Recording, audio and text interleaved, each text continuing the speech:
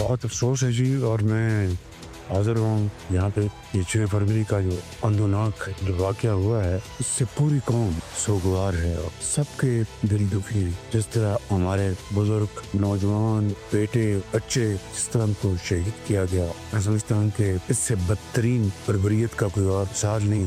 और ये जो दहशतगर्द हैं, ना इनका मजहब है ना इनका कोई दीन है। इस वाक़े में हुआ तो पूरी कौम सोगवार थी, दुखी थी और तमाम मकातब फ़िक्र के उलमा कराम ने इसकी शदीद मज़म्मत की और कौमी यकजहती और कौमी फ़रोग़ की बात।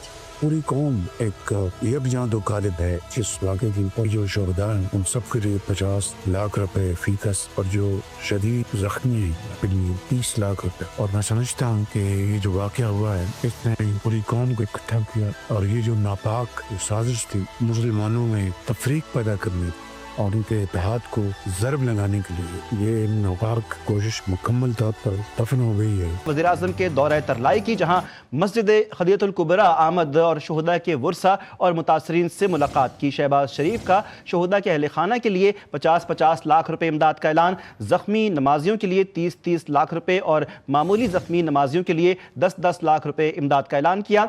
शहबाज शरीफ ने इस मौके पर कहा कि दहशत गर्दी पर पूरी कौम सोगवार है, दहशत गर्दी पर दिल इंतहाई दुखी है। हर मकतबा फ़िक्र ने खुदकुश हमले की शदीद मज़म्मत की है। हम इनके कर्जदार हैं जो अपने खून से पाकिस्तान का दिफा कर रहे हैं। दहशत गर्दों का कोई दीन और मजहब नहीं है।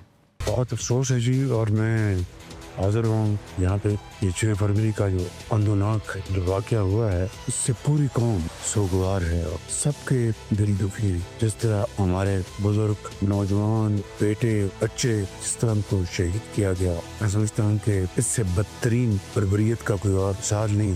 और ये जो दहशतगर्द हैं, ना इनका मजहब है ना इनका कोई दीन है। इस वाक़े में हुआ तो पूरी कौम सोगवार थी, दुखी थी और तमाम मकातब फ़िक्र के उलमा कराम ने इसकी शदीद मज़म्मत की और कौमी यकजहती और कौमी फ़रोग़ की बात।